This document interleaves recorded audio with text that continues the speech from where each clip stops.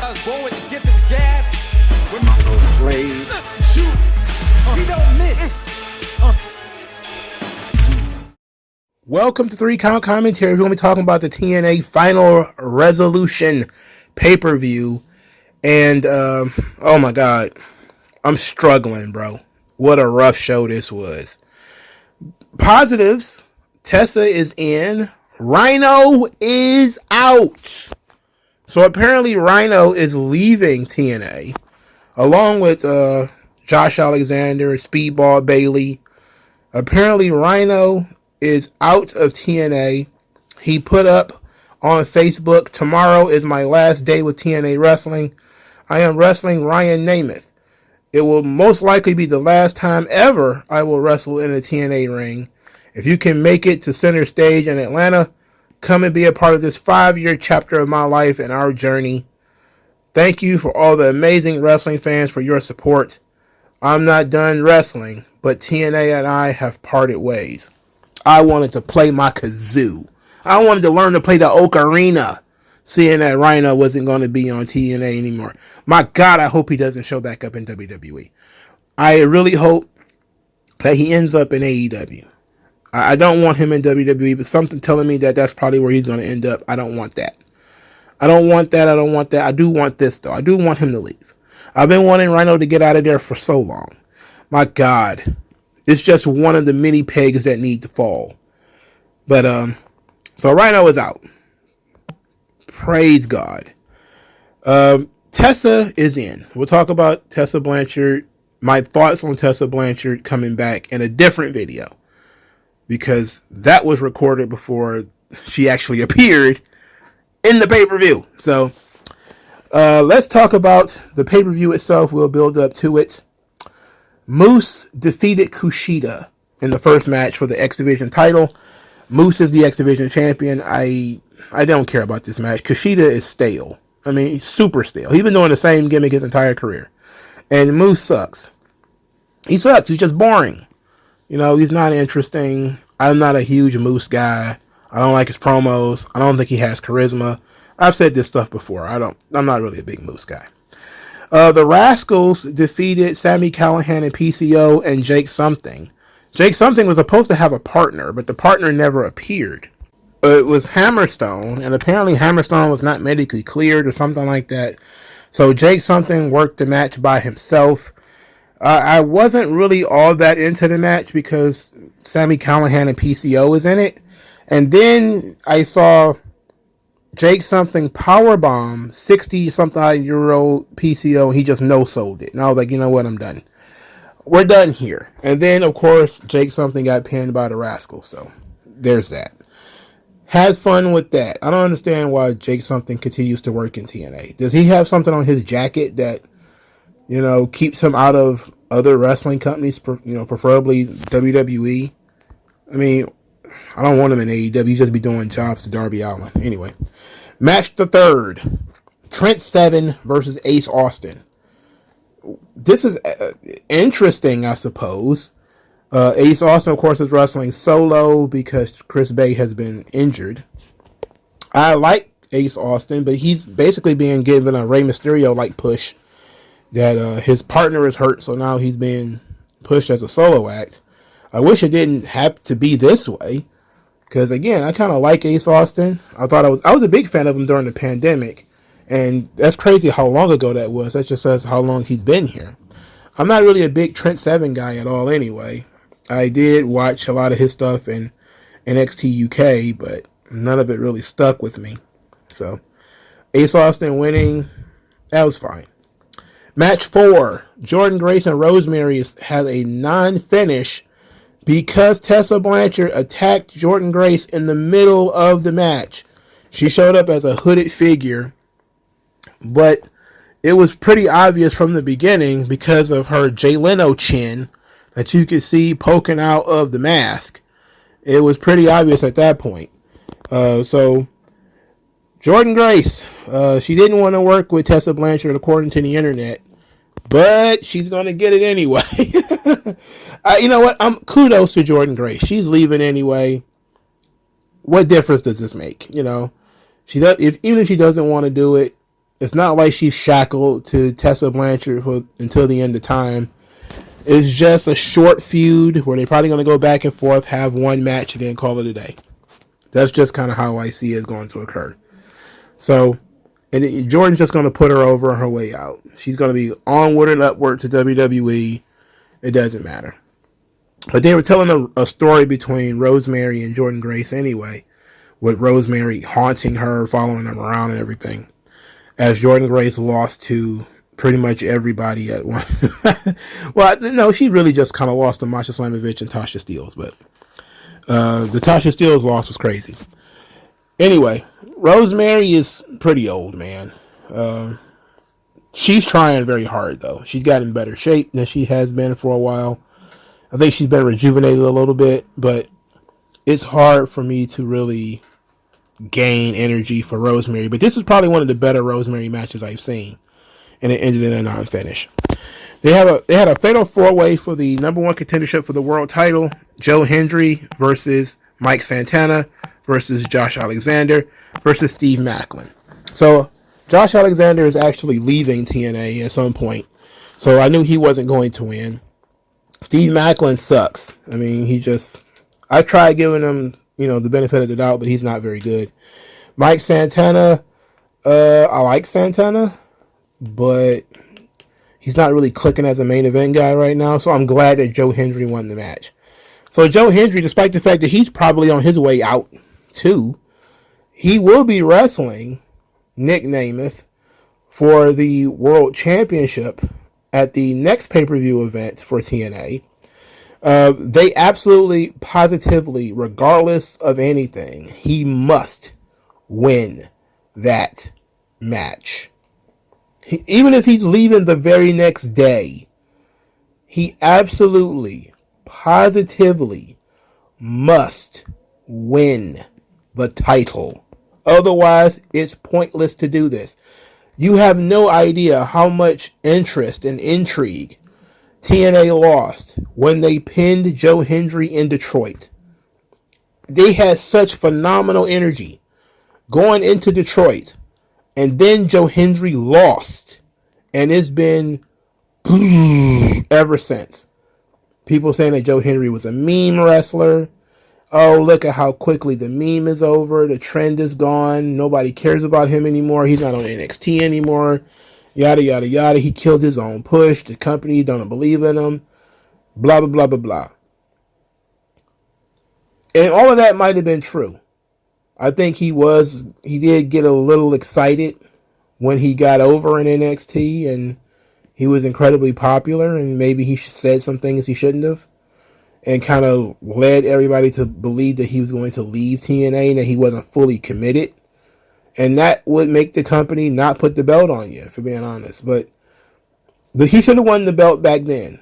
Then we could be talking about him losing the belt and somebody else carrying it while he left. But at this point, he needs to win this match and he needs to win this belt. It just must happen. Otherwise, TNA is going to be in the gutter.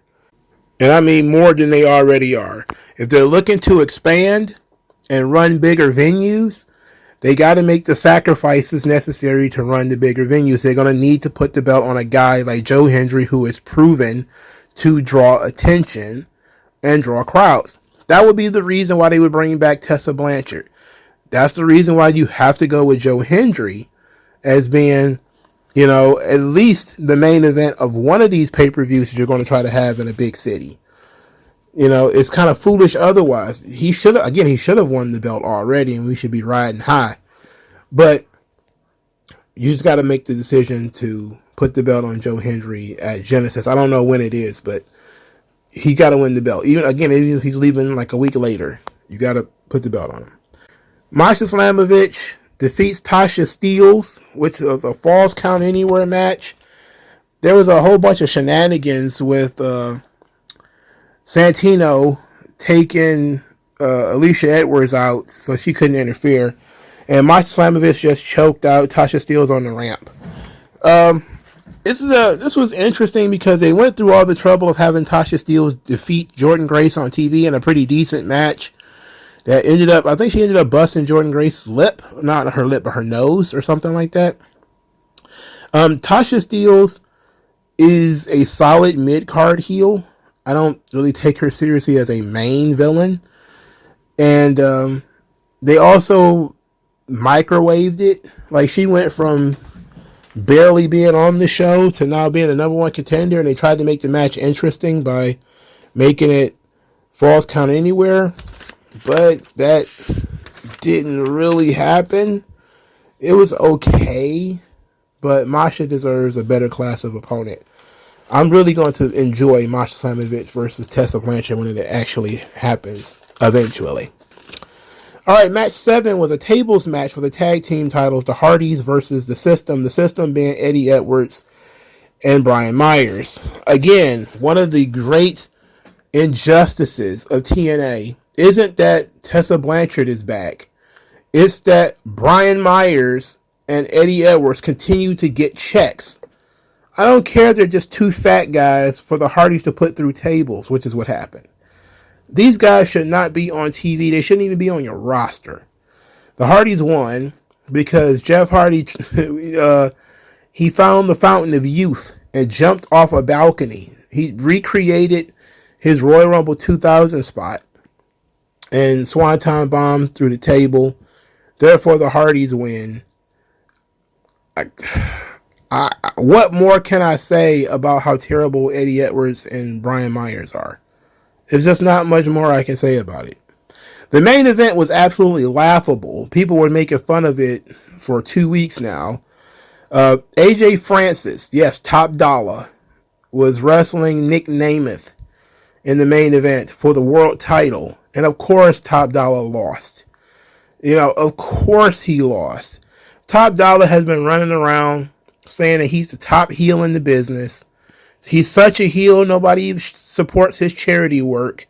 He's such a heel that nobody, wants to come and give coats to children or whatever the fuck he's claiming he's doing now.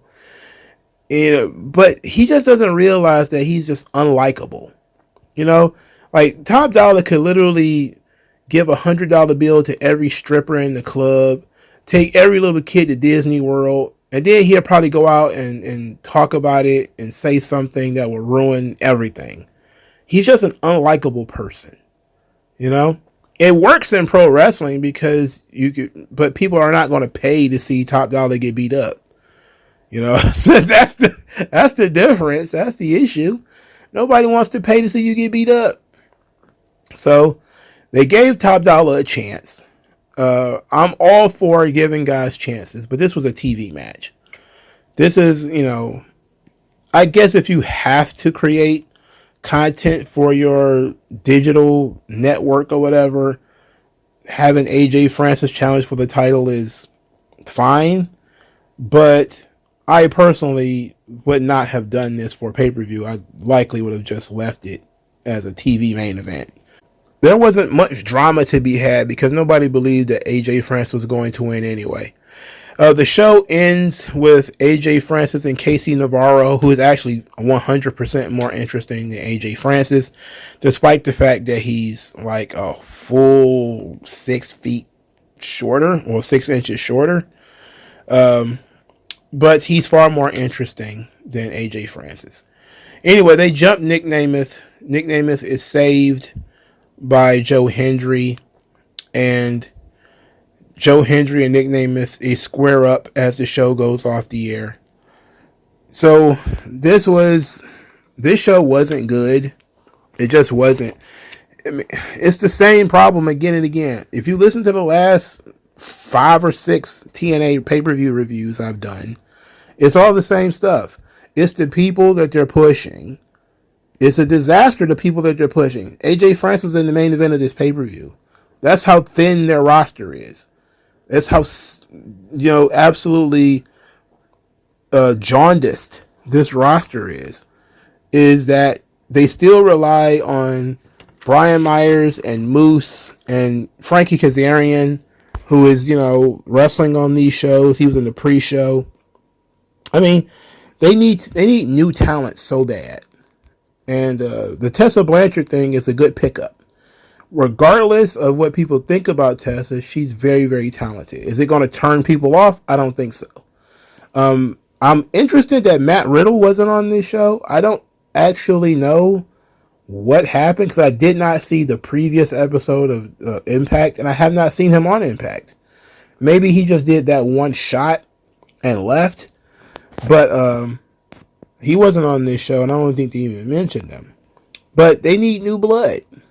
I've been saying that for a long time. So Tessa Blanchard is a welcome addition to TNA at this point.